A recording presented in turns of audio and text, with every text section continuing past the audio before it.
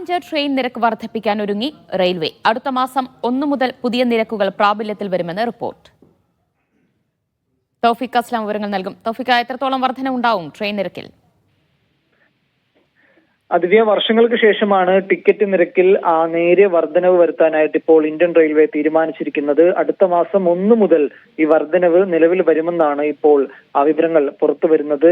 Non A C mail express ട്രെയിനുകൾക്ക് 1 കിലോമീറ്ററിന് 1 പൈസയും, AC ട്രെയിന് AC കമ്പാർട്ട്മെന്റുകളിൽ 1 കിലോമീറ്ററിന് 2 പൈസ നിരക്കുമാണ് ഇപ്പോൾ വർധനവ് വരുത്താനായിട്ട് റെയിൽവേ തീരുമാനിച്ചിരിക്കുന്നത്. 500 കിലോമീറ്റർ വരെയുള്ള സെക്കൻഡ് ക്ലാസ് സബർബൻ ടിക്കറ്റ് നിരക്കിൽ വർധനയുണ്ടാകില്ല എന്നുള്ള റിപ്പോർട്ടുണ്ട്. ഒപ്പം 500 കിലോമീറ്ററിന് മുകളിലേക്കുള്ള യാത്രക്ക് 1 കിലോമീറ്ററിന് 1/2 പൈസയാണ് വർദ്ധിപ്പിക്കാനായിട്ട് കൂടി ഇപ്പോൾ റെയിൽവേ തീരുമാനിച്ചിരിക്കുന്നത്. സീസൺ ടിക്കറ്റുകൾക്ക് നിരക്ക് വർധനവ് ബാധകമല്ല എന്നുകൂടി ഇപ്പോൾ അറിയിച്ചിട്ടുണ്ട്. ഈ മാസം ആദ്യം മുതൽ, അതായത് അടുത്ത മാസം 1-ാം തീയതി മുതൽ തൽക്കാൽ ടിക്കറ്റ് ബുക്കിംഗ് സംബന്ധിച്ച് സുപ്രധാനപ്പെട്ട ഒരു തീരുമാനം റെയിൽവേ നേരത്തെ എടുത്തിരുന്നു. IRCTC വെബ്സൈറ്റ് വഴി തൽക്കാൽ ടിക്കറ്റ് ബുക്ക് ചെയ്യാൻ ആധാർ ഓതന്റിക്കേഷൻ പ്രക്രിയ കൂടി പൂർത്തിയാക്കണമെന്നായിരുന്നു കഴിഞ്ഞ ദിവസം റെയിൽവേ അറിയിച്ചത്. അതിന് പിന്നാലെയാണ് ഇപ്പോൾ ടിക്കറ്റ് നിരക്ക് കൂടി ഒരു വർധനവ് കൂടി വരുത്താനായിട്ട് റെയിൽവേ ഇപ്പോൾ തീരുമാനിച്ചിരിക്കുന്നത്. ഇതുമായി ബന്ധപ്പെട്ട് ഇനിയിപ്പോൾ യാത്രക്കാരുടെ ഉൾപ്പെടെ പ്രതികരണങ്ങൾ പുറത്തുവരും. നേരിയ ഒരു വർധനവാണ് റെയിൽവേയുടെ ഭാഗത്തുനിന്നുകൊണ്ട് ഉണ്ടായിരിക്കുന്നത്. എന്നാൽ അതിനോട് എങ്ങനെയാണ്